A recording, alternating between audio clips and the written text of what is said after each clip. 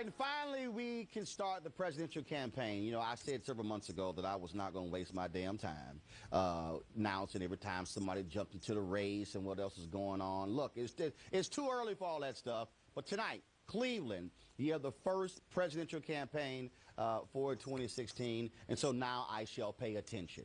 You got 17 Republicans in the race, 5 more, and guess what? They can have an offensive, defensive football team. Yes, right. So you might have 5 more folks jump in. Of course, you got the outspoken hair mess, Donald Trump, who is leading based upon the polls. And, of course, you have a number of folks in. Now, here's the deal. According to the Fox News rules, there are going to be 10 people who are going to be on the stage. 10 people on the stage. Go back to the 10. Go back to the 10, okay? These are the 10. This is the starting 10. Okay, go back to the other graphic, please. Give me the starting 10 graphic.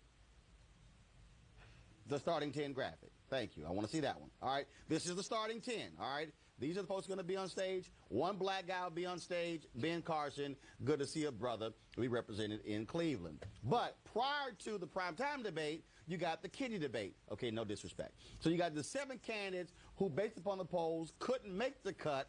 They are going to be on before the primetime debate, which is still going to be a madhouse. Let's get right to it with our panel here. We have joining us in the studio. We have, first of all, from via Skype, we have Lenny McAllister, Republican strategist.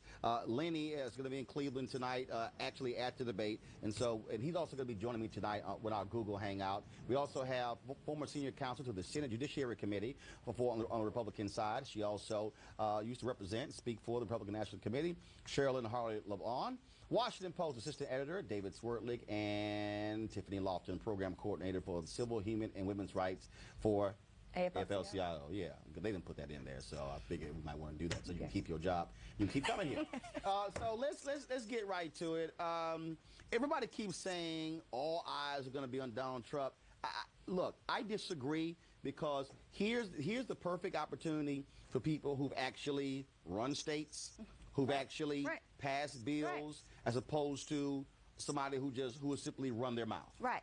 I mean, everyone does keep saying it's a Trump show, but you have a number of governors up there, even Rick Perry in the second tier, who've done great things in Texas, like criminal justice reform, which is pretty important to the black community. You've got Walker. He ain't done that much in Texas. Well, yes, but he has done criminal justice reform. Like and, well, first of all, he's trying to separate out the courts. You've got prostitution courts, you've got drug courts. I think that goes a step in the right direction. Okay, Instead of lumping everybody together. I got you, but being a native Texan and he's a fellow Aggie, he ain't done that much on criminal justice reform. Better than some. I got you, but that ain't saying a lot. But go ahead, I got you. Also, you've got Scott Walker. You've got Kasich, who, of course, increased Medicaid funding.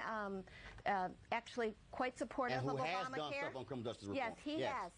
So you've got a number of participants tonight who do have stories to tell instead of just talking. No, right. And I can't believe I'm going to say in fairness to Donald Trump, but in fairness to Donald Trump, he has brought a lot of attention to the race and a lot of energy on the Republican base side. That being said, over the weekend, George Will said that Trump is running basically a fact-free campaign. He is kind of, as you pointed out, running a fact-free campaign. So I think the way that those folks like Walker and Kasich go at him is not to focus on policy and say, what is your plan for this? What is your plan for ISIS? What is your plan for But you know what, though, Tiffany and Lenny, I wouldn't even be wasting my time tonight asking Trump, what is your plan?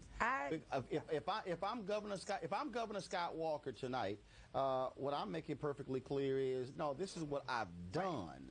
Exactly. Okay, so I think that was a good strategy that people had at the Netroots Nation conference. They were saying what they had done. This generation of people, and the millennials specifically, don't want to hear about what they've done. They want to know what they're going to do. And I think that's part of the problem now is we have not heard a plan from Trump about what's going on with criminal justice reform. I agree he's gotten a lot of attention, but in my opinion, it's for all the wrong reasons. He's gotten attention because he has talked crap about all kinds of communities of color. He's talked crap about the queer community. He's talked crap about all the things that he would be debating other people about and talking crap about other people. But he has not said what he is going to do, and so I think that's problematic. And you won't hear him say what And he's you won't hear going him to do, say because that's not how he's tonight he won't do that. Right. I don't know. I mean, we'll see. We'll see. This is what everybody's saying. He won't talk about what he's going to do, but you know, we're going to hear just in a few hours what he has to say.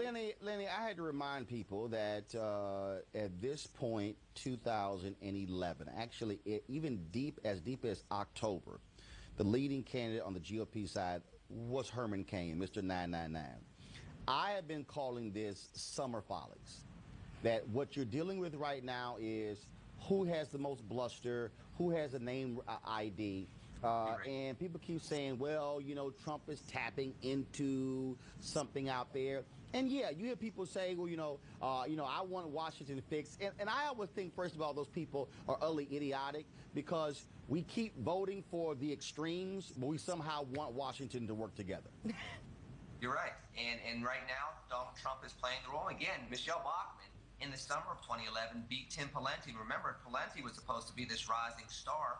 Bachmann beat him in the Iowa straw poll, and then he was out the very next morning, that Sunday morning. She was in the lead, and then Rick Perry jumped into the race, and he was supposed to be the savior until December, and he forgot the 3 things he was going to cut. You had Herman Cain until he had his stumbled on the Situation Room with Wolf Blitzer. So you had all these things that transpired. Everybody understands there's a frustration in politics. Everybody can tap into it. But it doesn't mean that you can actually mobilize that into something that's going to allow you to move through the primaries, build support, and then win a general election. That's what Donald Trump hasn't been able to prove right now. And so what we're going to probably see tonight will be a lot of people giving a lot of sound bites. He's going to probably play the role of counterpuncher.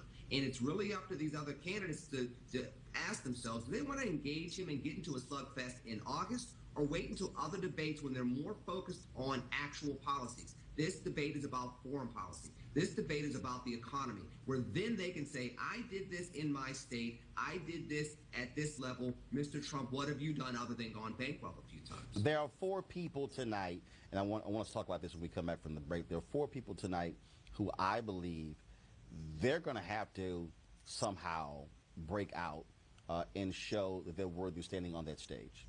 And pull the graphic up, please. There's no doubt Ben Carson.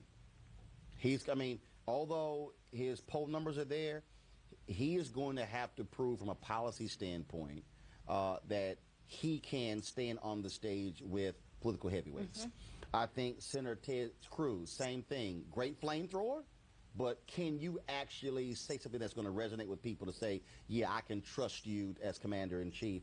And 2 senators, Marco Rubio and Rand Paul. Mm-hmm. It's amazing how Rand Paul has just somehow disappeared from all of this sort of stuff. And same thing, I think Linda made a great point about Tim Pawlenty, Minnesota governor last time. Senator Rubio, supposedly hot candidate, Latino, all rising star. But as we know in politics, the media can call you a rising star, but the voters you can come crashing down to earth when it comes to the reality. So I want to pick up on that when we come back. Also, we're going to talk about, I will deal with Trump. And what's up with him hiring and keeping on his staff a bunch of racists? We're going to break down one of them who took a shot at me, who's actually a pathetic individual. You know I got something to say about that when we come back. News 1 Now TV 1.